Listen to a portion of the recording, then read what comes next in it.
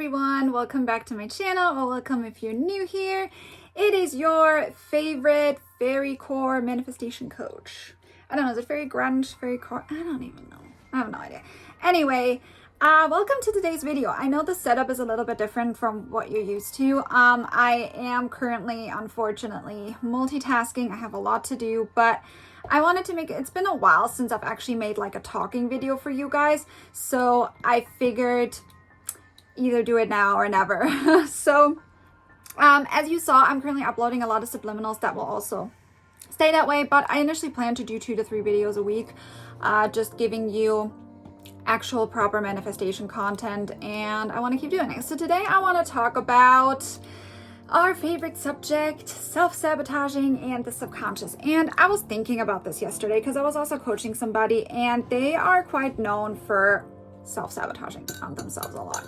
And it goes against everything they've been affirming, they've been wanting. It's a friend of mine that I've been coaching, and I keep telling them one of the biggest things that really stands in your way is the way you see self-sabotage. And while we were trying to figure out where that particularly comes from, it kind of dawned on me that I think the biggest thing you need to realize when you do manifestation and when you are starting to affirm a new idea is that your subconscious puts I know I'm missing nails, just ignore it, I'm sorry.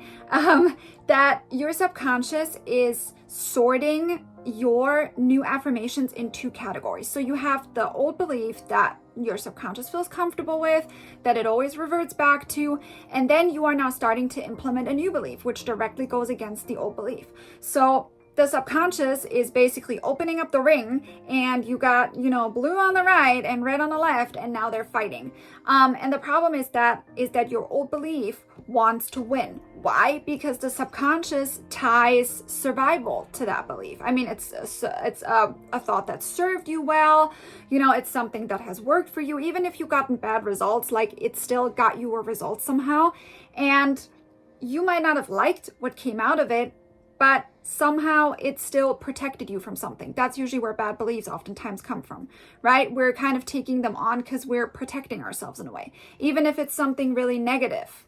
You know what I mean? Let's say, for example, someone tells you you're an idiot, right? You start to believe that at some point because it might be easier for you to just take that on than argue with this person, right? If someone feels comfortable enough to call you an idiot, they might also feel comfortable enough to argue with you. So instead of constantly proving like that you're not and trying to go against it, you just accept it because in that moment it's easier and potentially safer for you. And if you do that, you automatically start forming this thought into a thought of your own. And when you then start implementing new beliefs, your subconscious basically lets it fight it out among itself. And the only way that your old belief has any power over you or has any hold or even any like fighting chance against your new belief is through self-sabotaging behavior. So you constantly do, even if you get a different reaction, especially when you get a different reaction from the 3D, you still behave that way, and oftentimes not just behave that way, but like one up it, like you amp it up. I don't know if you've ever noticed that before. And that is literally this old belief fighting for its life, in your life in this case, which is why this happens. Because oftentimes people don't understand, like when they're being challenged or even getting a different result, like why do they keep doing this? Just like, for example, when you are in a relationship or get into a relationship with somebody who came out of an abusive situation, you will oftentimes find that they are now actually the abuser. And not because they want to abuse you, but because their brain is so trained and ingrained into all the abuse that they had to endure, and the strategies that they used to fight against that mistreatment are now being projected onto you. So let's say you are telling them something that was, sorry guys, I'm back. So let's say you are telling them something that was completely like non-provocative, you didn't think anything of it, you had good intentions, and you get a really random response back. Like they respond with anger, for example. That happens because their programming immediately filters what you said into this old pattern, right? Which sometimes can make us feel like we're being compared to the people that they were with, or even parents. If they know this from home, doesn't always have to be an ex-partner, could be like a parent or whatever. And we don't really understand why, but that is where this comes from, and it frustrates us and we feel like attacked, and then, you know, you're basically carrying on their insecurity, when technically it's their responsibility to fight against that. And that can be very, very hard, because again, we're talking about patterns that have been established over a very long period of time, that our subconscious deems vital to our survival. So it's important to understand that when you first start affirming, there might be a phase. I mean, some people call it the bridge of events.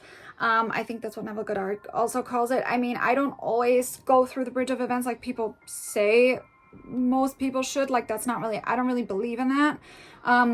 Sometimes I do, but again, it's just, everything is an affirmation, right? Everything is an assumption that you make. So you can do with that what you will, but basically, at the core of it, when you start affirming against something, you will initially get some resistance. And we oftentimes think that resistance is blocking beliefs, but I think resistance usually comes in self-sabotaging behavior. Even if it's something that you're not consciously actively doing, but your surroundings will somehow react to you in a way that reflects your old belief back, which might trigger you to then react a certain way, if that makes sense. So just be aware of that. And the most important thing I think you can train your brain to do is to try and catch that, and to basically not fall victim to this kind of pattern and this kind of behavior. And just, especially when you have people around you that are telling you like, look, you're always doing the same thing. Or if someone is talking to you and they're saying like, look, that's not what I meant, you know, and you know that they're technically not an abusive person. I'm not talking about like, then that's the problem, especially when you're dealing with somebody who came out of abusive relationships. They've often been gaslit, right? Which makes this a little bit harder, because their mechanism is to constantly prove themselves, because they've always been, you know, their brains have been messed with. So just be mindful of that. But you could also be in that situation, right? Like, it could happen to you just the other way around.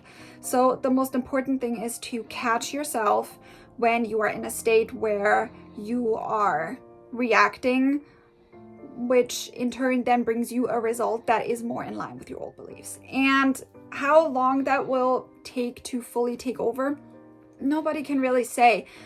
They say it usually takes about 30 days for your subconscious to create like a full habit. I find that when we manifest, we can get things very quickly, and I'm someone who can manifest incredibly quickly.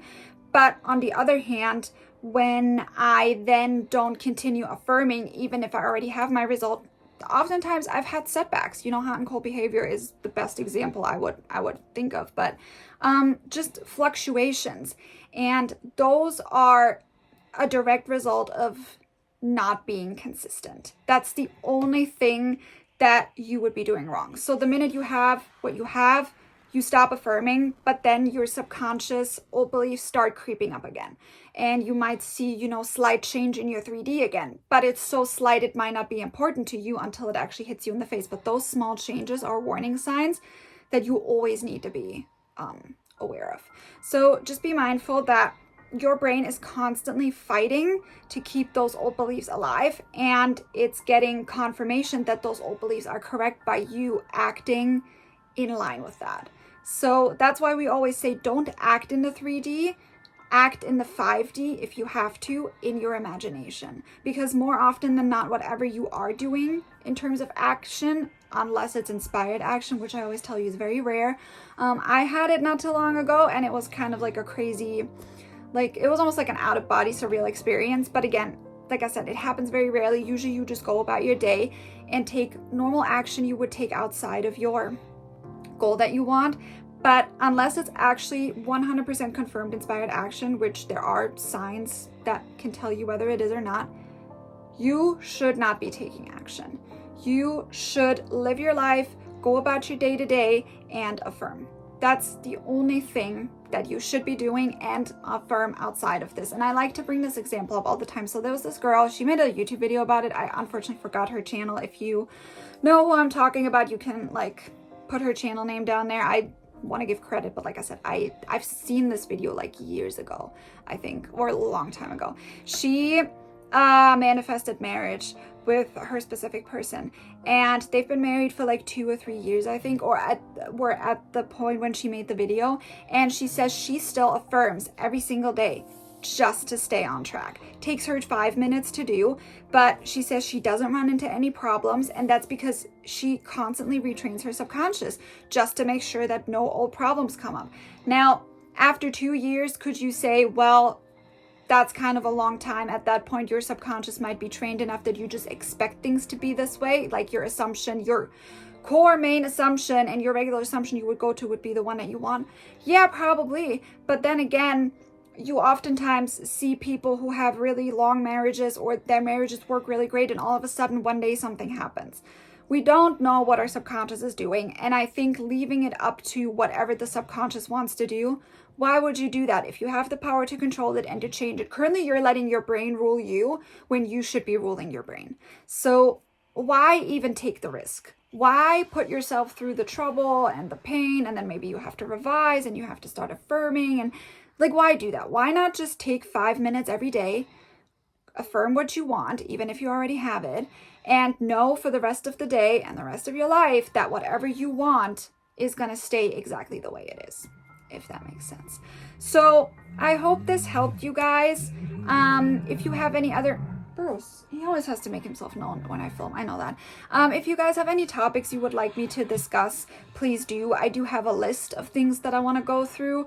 And also, fun fact, my free whisper method guide is now available on my website, which will be linked down below. I also have coaching spots open now, tarot spots, and I also do spells for you guys now.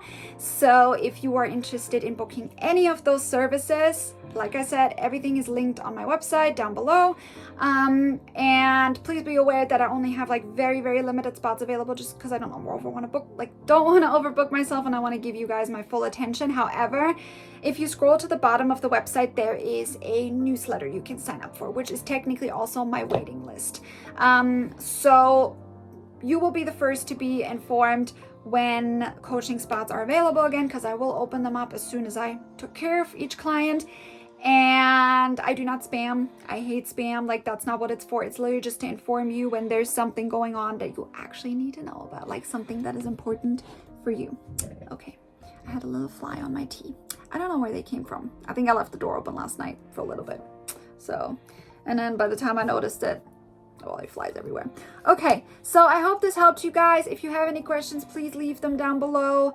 Otherwise, follow me on TikTok if you don't yet. Follow me on Instagram if you are not doing that yet. Here we go. And please make sure you like, subscribe, and share this video, comment, whatever. I do appreciate it. Every time I log in and I see more people joining our family, it makes me very happy. So yeah, guys, I just wanted to say thank you so much, and I will see you in the next video. Bye, guys.